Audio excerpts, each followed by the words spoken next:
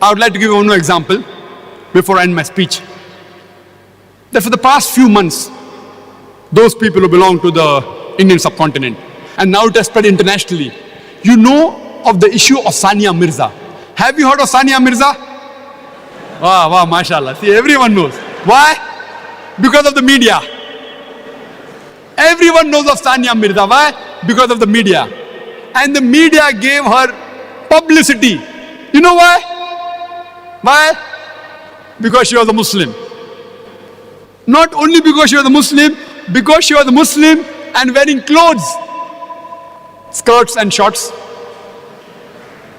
It happened so that last issue of Time magazine, I think it was the last week of September or the first week of October 2005, she came on front page, Sania Mirza front page, wearing a skirt and playing tennis. Why? You know why? All of us know. For the past couple of months, the media was giving a hype. The fatwa was there that what clothes she is wearing, the mini skirt, says haram. It is prohibited. And there's a big hue and cry. All the media, all the television channels going to Muslim ulamas and scholars, is it right or wrong? And most of them saying haram, haram, haram, and blowing it out of proportion. This is what the media does. It uses information and the way it presents it. So non-Muslim will think, what kind of a religion is this? There is a sportswoman and the religion is trying to stop her. What is there in Islam is haq, we can't change it. What is wrong. But how do you convey the message is important. Allah says in Surah Nahl, chapter number 16, verse number 125, Udu ila sabili rabbika bil hikmah wal ma'azit al hasna wajadilum billati hasan. Invite all to the way of thy Lord with wisdom and beautiful preaching, and argue with them and reason with them in the ways that are best and most gracious. When I was given the opportunity, I normally don't speak to the media. I've got my own reasons to the normal media, and I'll tell you why later on. But we normally have a weekly gathering in Bombay where I handle question and answer session. There are a few hundred people who gather there. And then this question was asked to me, and I told them that you should know how to reply to the media. My first question to the international media is that why are you going and asking the Muslim ulama, the Muslim shuyukh, the Muslim scholars, whether the clothes Sania Mirza is wearing is right or wrong? She is only 34th seed. How much? 34th seed. Why don't you go and ask the Christian priest about Serena Williams? Serena Williams is seed number 1. Why don't you go and ask the Christian priest that what clothes Serena Williams is wearing is right or wrong? Why don't you ask? Why don't you go and ask the Pope in Vatican that the clothes Serena Williams and most of the people above Sania Mirza, 33, majority are Christians. Why don't you go and ask the Christian priest and the Pope the clothes she's wearing is right or wrong?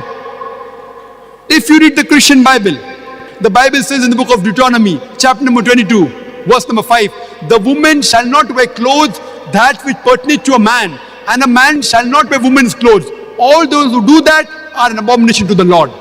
It's mentioned in the 1 Timothy chapter number 2, verse number 9, that the woman should be dressed up modestly, with sobriety. They should not wear braided hair, or gold, or pearls, or costly array. A Christian woman is supposed to be covered. You see the example of the nuns. How are the nuns? The nuns are dressed up like the Muslimah. If you have seen the photograph of Mother Mary, may Allah be pleased with her, she's completely covered from head to toe. Only her face and hands up to the wrist is seen. You go and ask the Pope or the Christian priest, if a nun takes out her hijab and if she plays tennis in the skirts, what fatwa will you give? What opinion will you give? For us, every Muslimah, every Muslim woman is as pious as the nuns according to them. They are modest. We should know how to reply to the media. There were two groups amongst the Muslims. Most of the ulamas and shuyukhs, they said it is wrong. Couple of them, they give the fatwa right from where I don't know. But the so-called modern Muslim, inverted commas, you know what they said? In sports, why should Islam come in between? One Muslim politician said that these shuyukhs, these ulamas, they don't know about sports, so they should keep their mouth shut. I am telling this politician, if he does not know Islam, he should keep his mouth shut. There were Hindu politicians who said that Sania Mirza is the pride of our country. Any Indian who speaks against Sania Mirza is a Deshdrohi, is unpatriotic statements. I told that any person who supports the clothing of Sania Mirza is going against the Vedas. Because the Hindu Veda says in Rig Veda, book number 10, hymn number 85, verse number 30, the woman shall not wear clothes of the man and the man should not wear clothes of the wife. It's further mentioned in Rig Veda, book number 8, hymn number 33, verse number 19. It says that Brahma, Almighty God, has made you a woman, so lower your gaze and wear the veil. So in Hindu scripture also wearing skirts is haram. So any Indian who's supporting wearing skirt, I told that Hindu politician is going against the Hindu scriptures. Turn the tables over. Why are we in the firing line? Why don't they ask the Hindus, is it an Indian culture? And further, there was another Hindu politician who said that this is international sports. All these politicians, they belong to the same, whether Hindu, Muslim, Christian. Most of them, the birds of the same feather flock together. You know what did the Hindu politician, they said? It is an international sport. So you should maintain the dress code of the international sports. And people don't know that the clothes she wears, it improves the performance. I say, okay, I agree with you. We have to agree that the clothes that they prescribe, maybe the performance will be better. How much? 0.5%? 1%? Agree.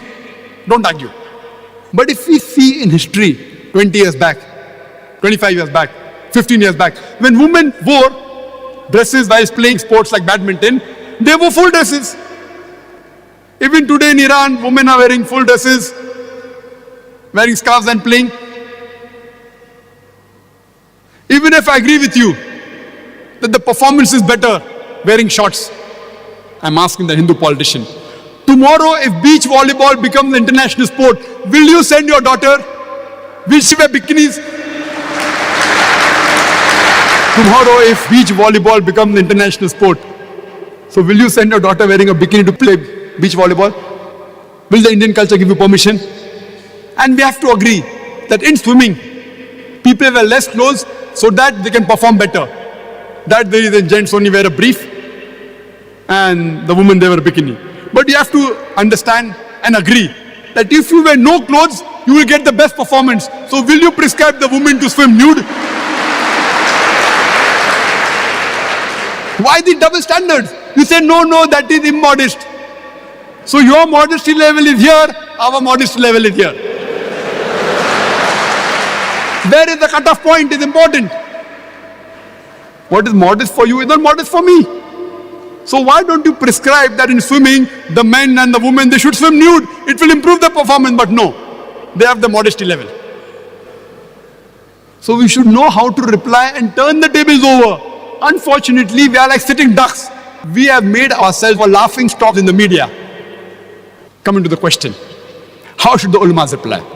I am not against the ulamas because they aren't trained in the media. Normally, if someone asks me the Islamic viewpoint, what does Islam say about Sania Mirza being a sportswoman and she's wearing such clothes? Is it right or is it wrong? My reply would be, before I speak about Sania Mirza, I would like to tell you that there are Muslim gents who play cricket in Indian teams and the other teams. Many of them don't offer salah. Sahih Muslim says in the book of Salah that the difference between Iman and Kufr is Salah. Salah is the most important pillar after Tawheed. Very important. The biggest sin after Shirk is not offering Salah. So according to me, the Muslim gent sportsmen who play cricket and don't offer Salah are bigger sinner than Sania Mirza. At least Sania Mirza offers Salah.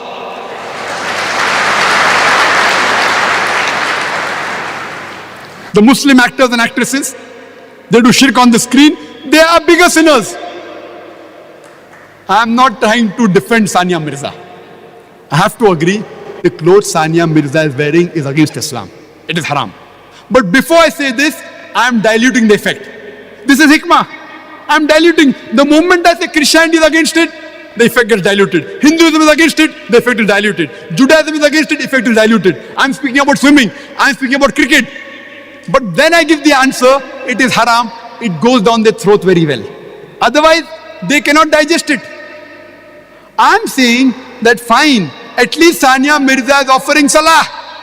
She is a lesser sinner than those Muslim cricketers who don't offer salah. Full day cricket, 5-day cricket without salah. Allah has given her hidayah to offer salah. Maybe tomorrow she will wear proper Islamic clothes, inshallah.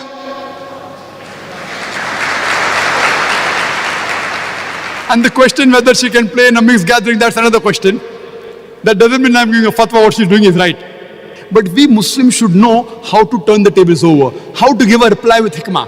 The moment you give this reply, the whole thing is tuned down. Unfortunately, we make a laughing stock of ourselves in front of the media.